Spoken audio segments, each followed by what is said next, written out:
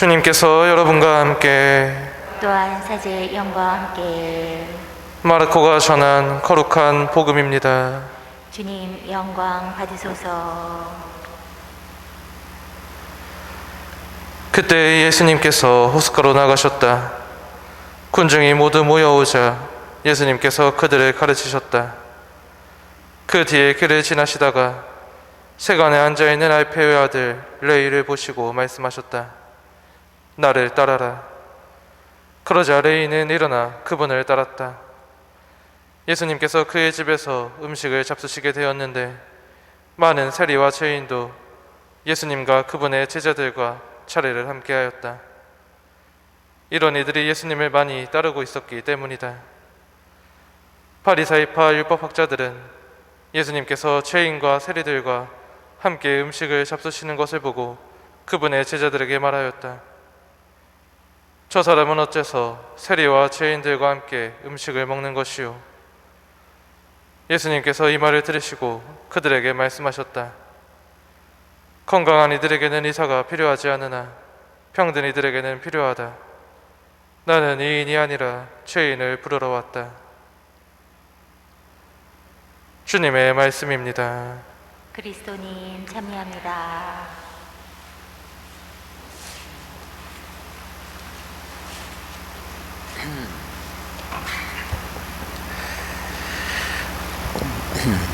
참 예수님,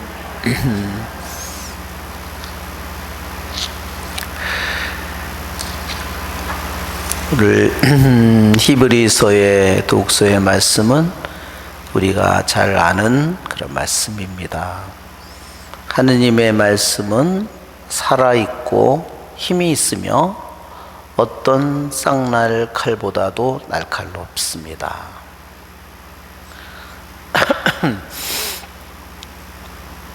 하느님의 말씀이 살아있다는 것, 하느님의 말씀이 힘이 있다는 것, 그 두 가지는 빼고 하느님의 말씀이 어떤 쌍날 칼보다도 날카롭다는 그 말씀을 같이 한번 묵상해 보고 싶습니다.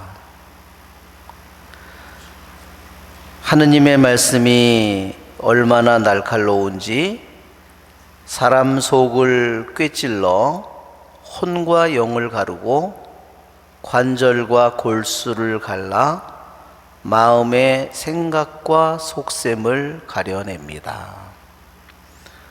하느님 앞에서는 어떠한 피조물도 감추어져 있을 수 없습니다.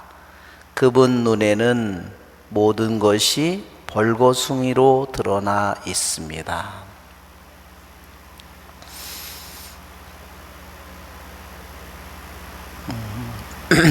저는 기도회를 통해서 정말 하느님의 말씀이 얼마나 날카로운지 이 세상 그 누구도 알 수 없지만 오직 들려오는 하느님의 말씀을 통해서 사람들이 깊은 혼란 속에, 깊은 어둠 속에, 꽉 막힌 그런 길 속에 있어도 주님의 한마디 말씀은 감추어진 모든 것을, 혼란 속에 있는 모든 것을 명명백백하게 드러냄을 너무나 많이 보아왔습니다. 히브리서는 유대인들 위에서 특히 유대인이었다가 예수님을 받아들인 사람이 쓴 책이죠. 하느님 앞에 어떤 피조물도 감추어져 있을 수 없고 벌거숭이로 드러나 있다는 이 말은 유대인들은 맨날 사제나 레위들은 뭐를 하죠? 짐승을 잡아서 양이든 염소든 소든 비둘기든 이런 짐승을 잡아가지고 그것을 제물로 바치는 사람이에요. 그 짐승들을 잡을 때 제일 먼저 그들이 하는 것은 뭐냐면 그들이 가죽을 벗기는 거야. 목을 베고 숨을 끄는 후에 그들이 가죽을 벗기는 일이다. 여러분, 가죽을 벗기면 어떤 일이 생기나요? 육체에 간이든 장이든 창자든 심장이든 모든 것이 그대로 다 드러나죠? 예, 여러분이 그 장면을 생각하면 돼요. 내가 한 마리 양이라면 내가 그렇게 양처럼 내가 껍질을 벗긴다면 내 자신의 속의 오장육부가 속속들이 다 드러날 거라는 사실입니다.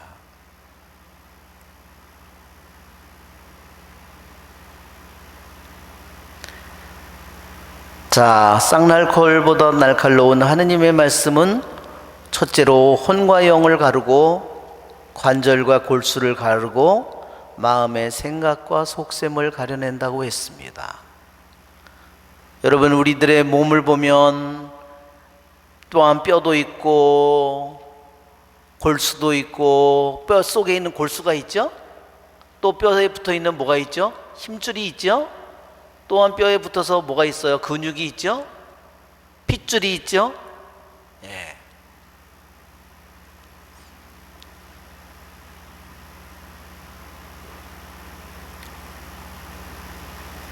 마음의 생각과 속셈을 드러낸다고 했습니다. 우리들이 오늘 성당에 오려면 내가 분명히 출발한 지점이 있고 도착한 지점이 있어요.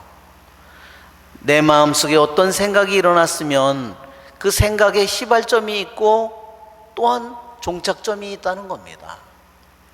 내가 어떤 생각이 있으면 생각에 이유가 있고, 내가 성당을 여기 왔으면 성당을 온 이유가 있고 성당을 온 목적이 있어요. 이처럼 우리들에게는 아주 사소한 일 같은데 분명히 어떠한 생각이든 아주 자그마한 눈길이든 우리들의 몸짓이든 모든 것 안에 이유가 있고 목적이 있다는 거, 알파가 있고 오메가가 있어요. 이 모든 것을 다 아시는 분은 누구죠? 하느님이고 하느님의 말씀입니다. 여러분, 어떠한 영혼이 제일 먼저 평화가 올까요? 제일 똑똑한 영혼에게 제일 먼저 평화가 올까요? 제일 의로운 영혼이 어떤 영혼에게 제일 먼저 평화가 올까요? 시작도 중간도 끝도 알파도 오메가도 모든 것이 행동의 시작과 중간과 끝이 순수하면 순수할수록 그의 영혼은 고요할 겁니다. 내가 나쁜 의도를 가지고 있다고 생각해 보세요. 의도는 뭐죠? 어떤 그것은 내가 가지고 있는 목적이죠. 내가 자녀를 키우는데 내가 나쁜 세속적인 욕심을 가지고 키운다고 생각하면 어떻게 될까요? 그것은 분명한 이유이고 분명한 목적이에요. 그것은 어떻게 될까요? 인간을 오염시킬 겁니다. 나도 오염시킬 뿐만 아니라 자식을 오염시키겠죠. 하느님의 말씀을 기도를 하도록 가르치지는 못하고 하느님의 말씀을 읽도록 가르치지는 못하는데 공부는 열심히 하라고 가르친다.